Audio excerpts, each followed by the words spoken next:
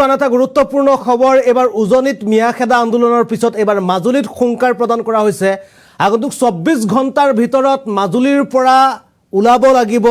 যিসকল অবৈধ বা যিসকল সন্দেহযুক্ত নাগৰিক আছে তেওঁলোকে যদি উচিত প্ৰমাণপত্ৰ দেখুৱাব নোৱাৰে তেন্তে 24 ঘণ্টাৰ ভিতৰত তেওঁলোকে ত্যাগ কৰিব লাগিব মাজুলী আৰু এই মুহূৰ্তত জনাব বিচাৰিছো এই বিশেষ খবৰটো এবাৰ মাজুলীত মিয়াখেদাৰ হুংকাৰ নদীদ্বীপ মাজুলীত মিয়াৰ বিৰুদ্ধে হুংকাৰ 24 ঘণ্টাৰ ভিতৰত মিয়াক মাজুলী ত্যাগৰ সকিয়নি মাজুলী ত্যাগ কৰাৰ সকিয়নি প্ৰদান কৰা হৈছে মিয়া ব্যৱসায়ে উপযুক্ত নথিপত্ৰ জমা দিব লাগিব প্ৰশাসনক উপযুক্ত নথিপত্ৰ নিদিলে মাজুলী ত্যাগ কৰিব লাগিব মিয়াই নথিপত্ৰ অবিহনে সন্দেহযুক্ত মিয়াই এৰিব লাগিব মাজুলী জাতিতকৈ মাছ ডাঙৰ নহয় এবাৰ মাজুলীৰ দল সংগঠনৰ হুংকাৰ জাতিতকৈ মাছ ডাঙৰ নহয় মাজুলীৰ ৰাইজে নগাঁৱৰ মিয়া মাছ খাই জীয়াই থকা নাই মাজুলীৰ থলুৱা ব্যৱসায়ী মিয়া মাছৰ ওপৰত নিৰ্ভৰ নকৰে নগাঁৱৰ মাছহে মাজুলীত নিষিদ্ধ কৰাৰ হুংকাৰ লাচিত সেনাৰ এবাৰ লাচিত সেনাই হুংকাৰ প্ৰদান কৰিছে মাজুলীৰ ৰাইজক নগাঁৱৰ মাছ বৰ্জন কৰাৰ আহ্বান লাচিত সেনাই জনাইছে এবাৰ মাজুলীত মিয়াখেদাৰ হুংকাৰ কিয়নো ক্ৰমাগতভাৱে যদি চোৱা যায় তেন্তে উজনি অসমৰ শিৱসাগৰ যোৰহাট গোলাঘাটৰ পিছত এতিয়া মাজুলীত দেখা পোৱা গৈছে মিয়াখেদা আন্দোলন এবাৰ মাজুলীত উচিত নথিপত্ৰ প্ৰশাসনক জমা দিয়াৰ দাবী উত্থাপন কৰিছে লাচিত সেনাই লগতে নগাঁৱৰ পৰা অহা মিয়া মাছ মাজুলীয়ে নাখায় বা মাছতকৈ জাতিতকৈ মাছ ডাঙৰ নহয় বুলি এবাৰ লাচিত সেনাই হুংকাৰ প্ৰদান কৰিছে মাজুলীত মাজুলীৰ থলুৱা ব্যৱসায়ে যেটো মাছৰ উদ্যোগ আছে মাজুলীত সেই মাছৰ উদ্যোগটো ঠন ধৰি উঠিবৰ কাৰণে হয়তো লাচিত সেনাই মাজুলীৰ মানুহে নগাঁৱৰ মাছৰ ওপৰত ভিত্তি কৰি নচলে বা মাজুলীৰ ৰাইজে নগাঁৱৰ মিয়া মাছ খাই জীয়াই থকা নাই বুলি তেওঁলোকে এবাৰ হুংকাৰ প্ৰদান কৰিছে আৰু আগন্তুক 24 ঘণ্টাৰ ভিতৰত নথিপত্ৰ নথকা মিয়াই মাজুলী ত্যাগ কৰাৰ হুংকাৰ প্ৰদান কৰিছে এবাৰ লাচিত সেনাই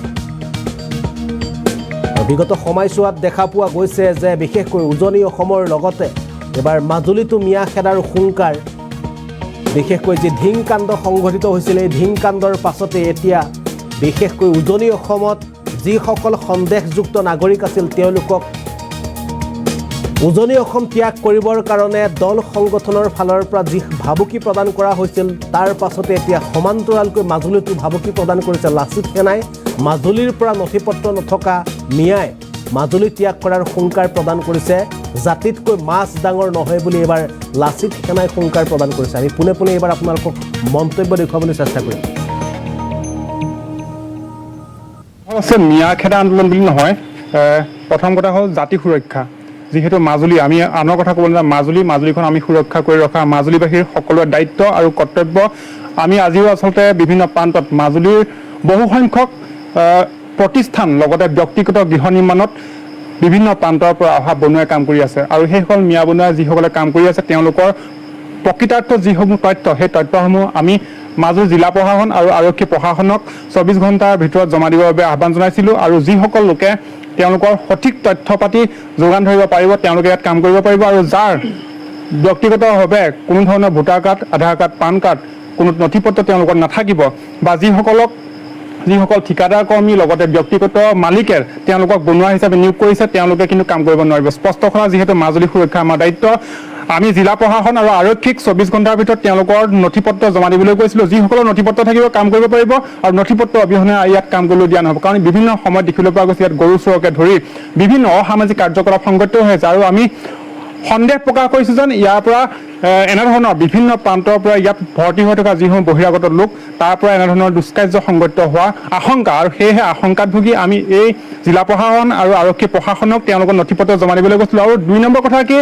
যে মাছৰ কথা আহিছে মাছ ডাঙৰ নে জাতি ডাঙৰ আসলে মাছ কোনোবাই নগাঁৱত শুনিবলৈ পাইছোঁ বন্ধ কৰিছে উজনি অসম আহিবৰ বাবে কিন্তু মাজুলীৰ কথা কৈছোঁ মাজুলীৰ মানুহে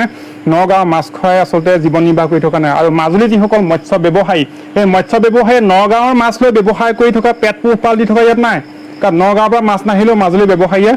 বেপাৰ চলিব চলাব পাৰিব, তেওঁলোকৰ পৰিয়াল পোহপাল দিব পাৰিব। কাৰণ আজি বছৰ বছৰ ধৰি মাজুলীত আমাৰ